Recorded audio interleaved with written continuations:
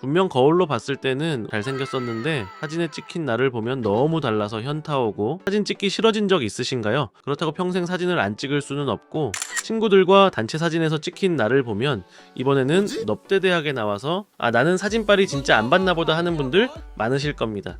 사실 실제로 봤을 때의 모습이 제일 중요하긴 하지만 내가 왜 유독 사진에서 이상하게 나오는지, 어떻게 하면 실물에 가깝게 나올 수 있는지 알려드리겠습니다. 그냥 예쁘고 잘생겨야 되는 거 아니야? 라고 생각하시는 분들, 평범한 일반인 분들에게 더 중요한 팁들로 준비했으니 집중해서 들어주세요. 먼저 사진빨이 안 받는 이유를 외부 요인 2가지와 내부 요인 2가지, 총 4가지로 나눠서 설명하고 해결 방법도 바로 같이 알려드리겠습니다. 첫 번째 외부 요인은 카메라 왜곡입니다. 특히 스마트폰 카메라에 주로 쓰이는 광각 렌즈는 가까이 있는 물체는 더 크게, 멀리 있는 물체는 더 작게 보이게 하는 왜곡 현상이 심합니다. 사진을 가까이서 찍으면 코가 실제보다 훨씬 크고 길어 보이고 멀리서 찍을수록 얼굴 옆부분들이 더 크게 보입니다. 그래서 매번 단체 사진에 찍힌 내 얼굴을 보면 넙대대하게 보였던 것입니다. 그럼 어떻게 하면 될까요? 보통 사진과 실물이 비슷하게 느껴지는 거리는 60에서 90cm 정도라고 합니다. 하지만 제 경험으로 이건 사람과 사람이 실제로 대면했을 때의 수치인 것 같고, 아이폰 기준으로 촬영할 때는 1m에서 2m 조금 안 되는 거리에서 촬영했을 때 제일 실물과 가깝고 예쁘게 나오는 것 같습니다. 옆골격, 광대나 볼살이 있으신 분들은 사진을 찍으실 때는 되도록 가까운 거리에서 찍고 멀리서 찍어야 한다라면 카메라의 반측면 얼굴을 보여주거나 소품이나 옷 등으로 살짝 가려주는 것도 좋은 방법이 될 수 있습니다. 두 번째 외부 요인은 입체적인 얼굴이 2차원으로 평면화되면서 생기는 밋밋함입니다. 혹시 영상에서의 내 모습이 오히려 사진보다 괜찮아 보이신 적 없으신가요? 이건 연예인들한테도 많이 생기는 현상입니다. 사람의 눈은 2개라서 대상을 입체적으로 인식하지만 카메라 렌즈는 대상을 평면으로 압축합니다. 그래서 사진에서는 입체적이었던 이목구비가 납작하게 표현되어 얼굴이 더 넙대대해 보이거나 밋밋해 보일 수 있습니다. 해결 방법으로는 여성분들의 경우는 하이라이터, 쉐딩, 마스카라 등 여러가지 방법으로 이목구비를 키우고 여백을 줄여주실 수 있습니다. 남성분들도 쉐딩 정도는 꼭 같이 해주시면 되겠습니다. 이 2가지 이유는 기술적인 이유였습니다. 다음은 즉 개인이 가지고 있는 내부적인 요인입니다. 내부 요인 첫 번째는 비대칭입니다. 거의 모든 사람들은 얼굴에 조금씩 비대칭이 있습니다. 그리고 내가 인식하는 비대칭의 정도는 거울에 비친 얼굴입니다. 하지만 사진은 남이 보는 시선 그대로 찍히기 때문에 내 눈에는 더 낯설고 어색해 보일 수밖에 없습니다. 여기서 비대칭이 있다는 뜻은 바꿔 말하면 내 얼굴에서 무조건 더 잘 나오는 면이 있다는 뜻입니다.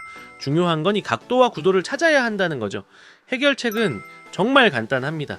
먼저 두꺼운 책 여러 권을 준비해주세요. 그리고 동영상 모드를 켜서 핸드폰을 가운데 꽂아줍니다. 대충 카메라와 나의 거리가 3다수병 3개 정도가 되도록 떨어져 주시면 됩니다. 핸드폰을 정면으로 바라보며 말을 해보기도 하고, 시선을 아래로도 향해 보고, 오른쪽을 보면서 책을 읽는 척도 해보고, 왼쪽 천장 위에 붙은 모기를 보는 등 여러 각도의 내 모습을 동영상으로 녹화해 주시면 됩니다. 이후 녹화된 영상을 보면서 어떤 각도일 때 내 얼굴이 좀 더 잘생겨 보이는지 알 수 있습니다. 이렇게 나를 영상으로 촬영해보는 것이 좋은 또 하나의 이유는 내가 어떤 행동을 할 때 내 행동이 타인에게 어떻게 보이는지 알 수 있다는 것입니다.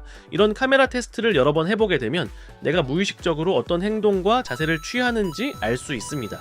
식사할 때는 어떻게 하는지, 남과 이야기할 때는 어떻게 보이는지, 평소 자세는 어떻는지 등 나는 어렴풋이 상상만 하던 남이 보던 내 모습을 보게 됩니다. 아마 처음 해보면 많은 현타가 올 겁니다. 그리고 스스로 피드백할 것들이 상당히 많이 생깁니다. 하지만 정말 좋은 경험이 되니 꼭 한번 해보셨으면 좋겠습니다. 이렇게 한번 내가 잘생겨 보이는 구도를 알게 되면 앞으로 사진을 찍을 때 좀 더 자신있게 찍을 수 있습니다. 이렇게 해봐도 모르겠다 싶으면 저희한테 오세요. 마지막 4번째 이유는 나만의 매력 상실입니다. 이게 무슨 말인가 하면 사람의 이미지는 외모뿐만이 아니라 표정, 목소리, 제스처, 자세 등 움직임이 더해져 매력이 발산됩니다. 하지만 사진은 찰나의 순간을 포착한 정지 화면입니다.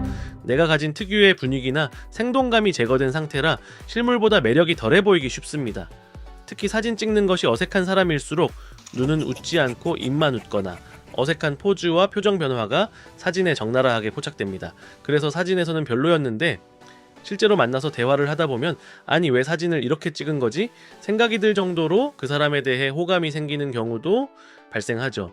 자, 물론 대부분의 경우 만남이 성사되기가 어렵긴 합니다. 이러한 매력들을 사진으로 보여줄 수 있으면은 제일 좋을 텐데, 하지만 해결 방법은 있습니다. 첫 번째, 많이 찍어봐야 합니다. 이건 어쩔 수 없습니다. 저희를 찾아주시는 분들도 처음에는 어색해 하시지만 시간이 흐르고 두 번, 세 번째 촬영부터는 편한 친구 만나는 느낌으로 오십니다. 그리고 결과물도 점점 더 좋아집니다. 사진 찍는 것이 익숙해지고 편해지는 것이 중요합니다. 두 번째는 찍는 사람한테 최대한 연사로 많이 찍어달라고 하는 것입니다. 디렉팅을 진행하면서 매번 드리는 말씀이지만 저는 절대 포즈를 취하지 마세요 라고 합니다. 우리는 모델이 아닙니다. 한 자세를 오래 취하면 취할수록 어색해지고 내가 아닌 것처럼 느껴집니다. 따라서 자연스럽게 이야기하면서 걸으면서 또는 어떤 상황을 재현하는 과정을 순간 포착하는 것이 되게 자연스럽고 예쁘게 나옵니다. 오늘 내용을 정리해보면 내가 사진빨이 안 받는 이유는 총 4가지입니다. 첫째, 카메라 왜곡. 둘째, 평면화. 셋째, 비대칭. 넷째, 매력의 부재였습니다. 해결책은 1m에서 2m 사이의 거리에서 촬영하고 멀리서 찍을 땐 반측면이나 소품으로 보완해주세요. 사진 찍을 계획이 있다면 쉐딩으로 입체감을 살짝 살려주세요. 그리고 꼭 셀프 영상을 촬영해보고 나만의 각도를 찾아주세요. 마지막으로 많이 찍고 포즈 대신 연사로 자연스러운 순간을 포착해보세요. 사진빨은 타고나는 게 아닙니다. 연예인들조차 무조건 피하는 각도가 있고 특정 앵글에서의 모습을 고수합니다. 나는 어차피 사진빨 안 받아로 포기하지 마시고 누구나 알면 잘 나올 수 있습니다.